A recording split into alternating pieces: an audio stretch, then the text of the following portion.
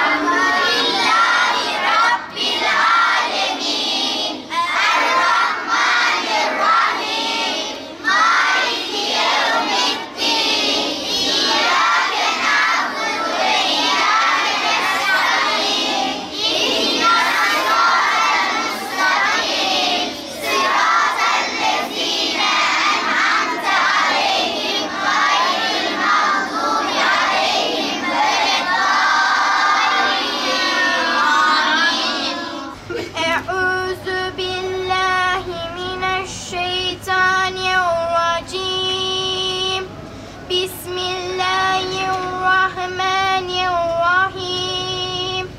Elif lam mim. Zalikel kitabu la raybe fihi huden lil muttaqin. Ellezine yu'minune bil gaybe ve yuqimunes salate ve mimma razaknahum yunfikun. Vellezine yu'minune bima unzile ileyke ve ma unzile min qablike ve bil ahireti hum yunfikun. Bismillahirrahmanirrahim. Ve kalu kunu huden ev nasara tehtedû. Kul bel millete İbrahim hanife وما كان من المشركين قولوا آمنا بالله وما أنزل إلينا وما أنزل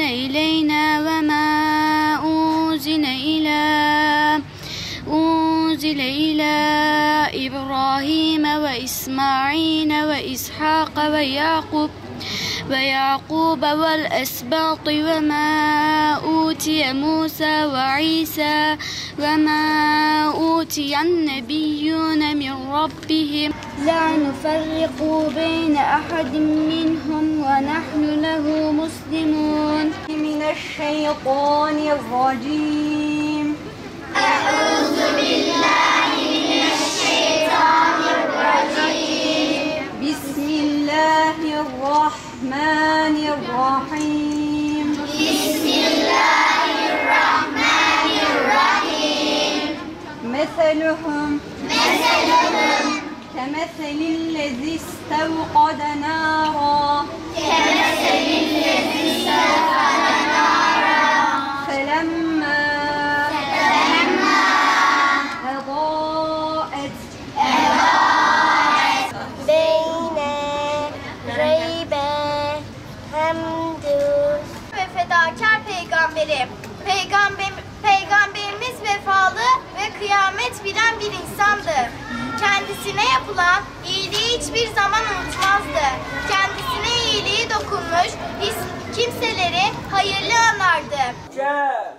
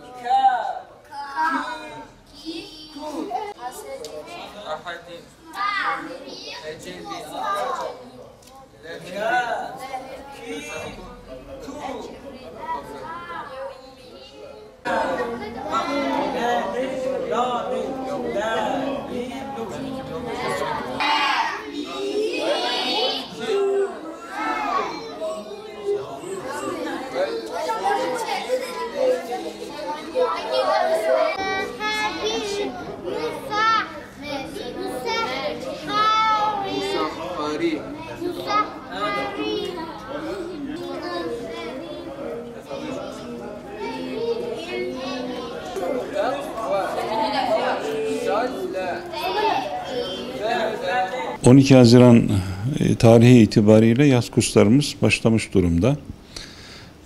Hem Ramazan ayının olması, Kur'an ayının olması, çocuklarımızın camilerde Kur'an-ı Kerim'e ilgilerinin elhamdülillah geçen senelere göre daha güçlü, daha iyi olmasına sebep oldu. 12 Haziran'dan itibaren devam eden kurslarımız Allah nasip ederse 18 Ağustos Cuma günü itibariyle sona erecek. Ondan sonra da işte bayram araya girecek zaten. Çocuklarımız birazcık da tatil yapma imkanı bulsunlar. Geçen sene kurslarımıza 55 bine yakın öğrencimiz kız erkek katılmıştı. Bu sene 64 bine yakın yani yaklaşık bir 9 bin kadar artışımız var geçen seneye göre. 64 bine yakın, bunun 32 bin küsürü erkek öğrenci, 32 bine yakını da yine kız öğrenci. Neredeyse yarı yarıya olmak üzere kız çocuklarımıza camilerimizde ve Kur'an kurslarımızda kahir ekseriyetle fahri olarak çalıştırdığımız bayan öğreticiler, öğretici hocalar tarafından ders verilmekte. Erkek çocuklarımız da Kur'an kurslarımızda erkek hocalarımız, camilerimizde ise imam hatiplerimiz, müezzin kayımlarımız tarafından Kur'an-ı Kerim dersleri verilmeye devam etmekte. Adı yaz Kur'an kursu olmakla beraber biliyorsunuz bir müfredatı var. Diyanet İşleri Başkanlığımızın bastırmış olduğu yaz kursu kitaplarımız var. Bu kitapların içerisinde sadece Kur'an bilgisi değil, ilmihal bilgileri var. Çocuklarımız temizlikten, abdestten tutun namazın, orucu, haccı, zekatı öğreten, yetecek kadar bilgilerle öğreten dersimiz var. Hazreti Peygamber Aleyhisselatü Vesselam'ın hayatını anlatan dersimiz var.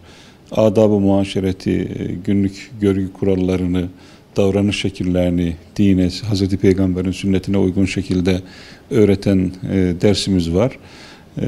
Bir de Gençlik Spor Bakanlığı'yla, müdürlükleriyle imzalamış olduğumuz protokollerimiz var. Yaz kursları böyle bir kurstan ziyade bir cazibe merkezi haline gelsin de diye de bir gayretimiz var doğrusu.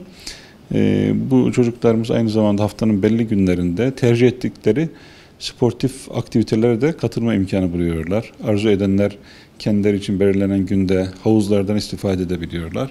Arzu edenler başka aktivitelerden istifade edebiliyorlar. Doğrusu bizim hani yaz kurslarında yoğun olarak Kur'an kursu faaliyeti göstermekle birlikte hocalarımızın asli görevlerinden bir tanesi de camiye gelen, Kur'an-ı Kerim öğrenmek isteyen çocuklarımıza, büyüklerimize ders vermektir. Onun için ben sizin aracılığınızla bütün anne babalara, büyüklere, gençlerimize, yavrularımıza seslenmek istiyorum. 18 Ağustos'ta kursların bitiyor olmasına bakmasınlar. Okullar başladıktan sonra da hafta sonu, akşam zamanları varsa, müsaitlerse akşam saatlerinde kendilerine en yakın olan hocamızla irtibat kurmak suretiyle kendilerine müsait olan saatleri hocamızla birlikte belirlemek suretiyle bu yazın öğrendiklerini kış aylarında devam ettirsinler. Yaz aylarında şehir dışına giden, çalışmak zorunda kalıp da Kur'an kurslarından istifade edemeyen çocuklarımız, gençlerimiz de hafta sonları, Şubat tatilinde, akşamları bu ihtiyaçlarını mutlaka giderme, karşılama yolunu seçsinler. Hafta sonları yaz kursuna gelen çocuklarımızı takip etme, onların eğitimine devam etme, kazandıklarını unutmama, yeni bilgiler kazandırma konusunda hocalarımızın özel gayreti olacak inşallah. Burada önemli olan çocuklarımızın camiye, kursa gelmesini sağlamaktır.